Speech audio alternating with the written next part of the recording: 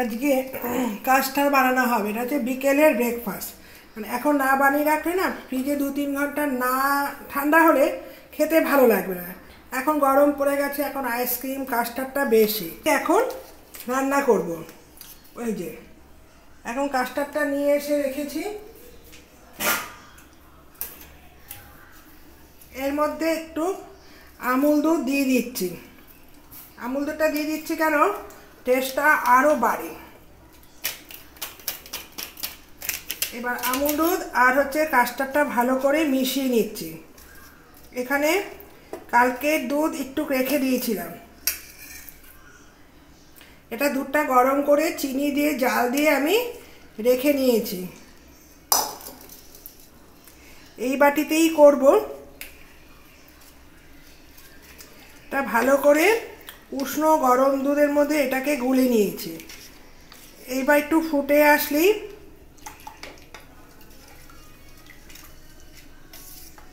এটা বেশি ঘন করা যাবে না, বেশি টাইটও করা যাবে না। ঠান্ডা হবে, দেখবে একদম সুন্দর বসেই যাবে।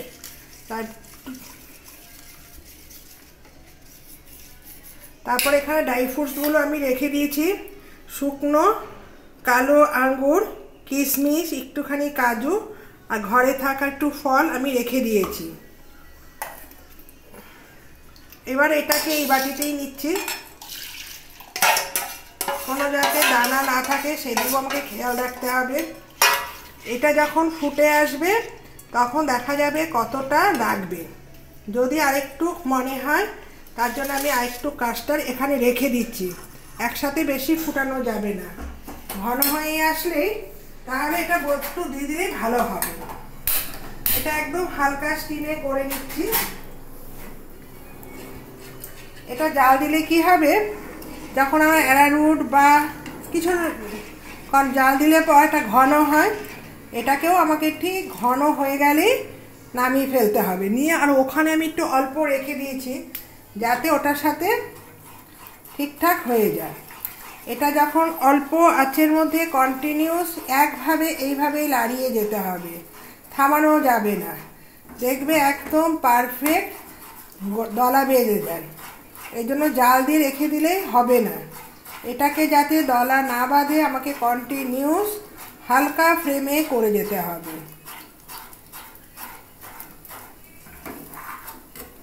বেশ সুন্দর। ব্যাস, এইবার আমার জিনিসটা পারফেক্ট হয়ে আসছে।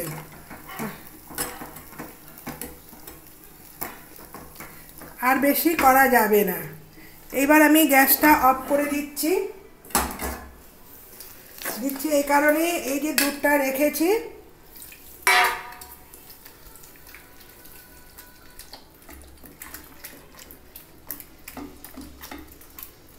একটু দলা বেঁধে গেলে কন্টিনিউস নাড়িয়ে যেতে হবে।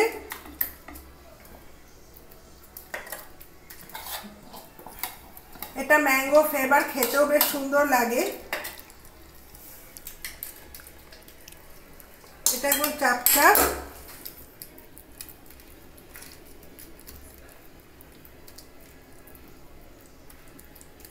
এটা কড়াটাও খুব, যেহেতু একটু চাপচাপ হয়ে গেছে, তার জন্য আমি কি করছি, এটা চামচের মাথা দিয়ে একটু মিহি পেস্ট করে নিচ্ছি।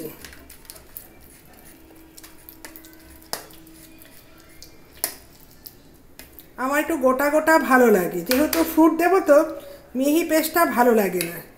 এর মধ্যেই আমি কি করছি, এই ফলগুলো দিয়ে দিচ্ছি। কেউ আসলেও তাড়াতাড়ি করা যায়। এই যে গোটা আপেল, কমলা লেবু, আঙ্গুর, সব ফ্রুটস দিয়ে এই কর্নফ্লাওয়ারটা আমি বানালাম। এই ফল দিয়ে কিন্তু এই কাস্টার্ডটা বেশ সুন্দর লাগে। দেখো, দেখতে বেশ ভালো লাগে। কালো আঙ্গুর, সবুজ আঙ্গুর, আপেলের টুকরো দিয়ে কাস্টার্ডটা আমি বানিয়ে ফেললাম। এটা জমে গেলে খেতে বেশ ভালো লাগে। এখন ডিপ ফ্রিজে রেখে দেবো, বেশ ঠান্ডা ঠান্ডা আরও জমে যাবে। দেখো, পুরো আইসক্রিমের মতন থকথকানি হয়ে গেছে। ঠিক আছে, তোমার সঙ্গে থেকো।